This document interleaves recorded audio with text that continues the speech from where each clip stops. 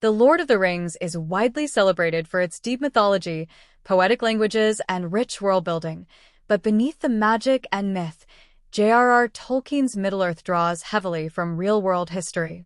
Designed as a mythological past for England, Tolkien's legendarium blends fantasy with a hint of realism. That premise raises an intriguing question. If Middle-earth is a fictional version of Earth's distant past, does that mean dinosaurs, or creatures like them, once roamed it? Middle-earth's prehistory was magical, not Mesozoic. In Tolkien's universe, prehistory doesn't refer to a time before humans, but rather to the period before written records, specifically before the elves began to document their stories. The first true writing system, Serati, was created by the elf Romil during the Years of the Trees, long before the creation of the sun and moon. This prehistory included events like the awakening of the elves, the Battle of the Powers, and the rise of Morgoth, but unlike Earth's prehistoric age, it was populated by sentient beings and divine powers, not primitive beasts or cavemen. Still, some elements of Tolkien's stories echo the prehistoric world as we understand it. And while Tolkien never intended to include actual dinosaurs, several creatures in Middle-earth were inspired by or comparable to prehistoric animals. Olaponts and great beasts, prehistoric echoes on the battlefield. During the Battle of the Pelennor Fields in The Return of the King, the Haradrim ride into war atop colossal, elephant-like creatures known as Olaponts, or Mumikil. While often likened to elephants, their immense size aligns them more closely with prehistoric megafauna like woolly mammoths or Paleoloxodon, the largest land mammals ever to live. Peter Jackson's film adaptations took these prehistoric allusions a step further. The great beasts that pulled Grond, the battering ram, were never described in detail by Tolkien, but Jackson's visual team modeled them on Megacerops, a massive, extinct relative of modern rhinos.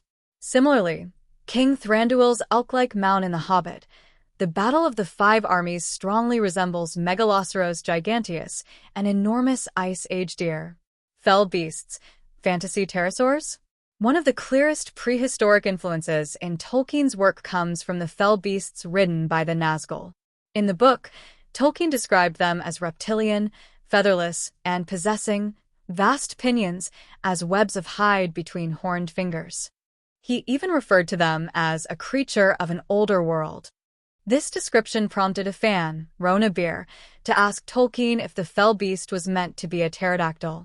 Tolkien replied that it was not literally a pterodactyl, but admitted it owed much to the new mythology of paleontology, saying that it could be a last survivor of older geological eras. In other words, Tolkien did not write fell beasts as literal prehistoric creatures, but he did knowingly borrow from prehistoric imagery to give them a sense of ancient, unknowable menace. Dragons, not dinosaurs but spiritually similar.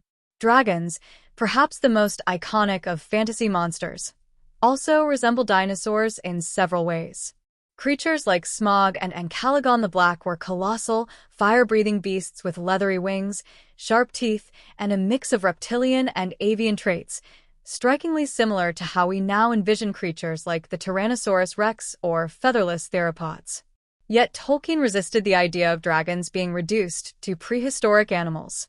In his essay on fairy stories, he criticized efforts to cheat readers out of fantasy by framing dragons as nothing more than misinterpreted fossils. I liked the prehistoric animals best, but I did not want to be quibbled into science and cheated out of fairy. Tolkien's dragons weren't evolutionary leftovers. They were mythic constructs, brought to life through Morgoth's dark will in the First Age. Still, if dwarves in Middle-earth ever unearthed a dragon's remains, it's easy to imagine them weaving it into myth, just as real-world humans once did with dinosaur bones. Middle-earth as myth, not history. Ultimately, while Tolkien drew inspiration from history, and by extension, prehistory, he never attempted to mirror Earth's biological timeline. The Silmarillion, which chronicles the creation of Middle-earth, makes no mention of mass extinctions, meteor strikes, or the rise and fall of saurian giants. Instead, the mythology was shaped by divine beings, cosmic conflicts, and the slow fading of magic. Even within Tolkien's world, The Silmarillion is a secondary source, filtered through the hands of Bilbo, who translated Elvish texts into Westron. Like all myths, it may contain abstractions of earlier, half-remembered truths. Cataclysmic events like the fall of the Two Lamps or the War of Wrath might echo real-world disasters, but through the lens of storytelling. The verdict: dinosaurs by another name. So, were there dinosaurs in Middle-earth? Not in the scientific sense. But Tolkien's world was certainly shaped by a fascination with the distant past and the creatures that might have once walked it. From Olipants to fell beasts, the spirit of prehistory lives on in Middle-earth, transformed by imagination into something timeless, terrifying, and thoroughly fantastical.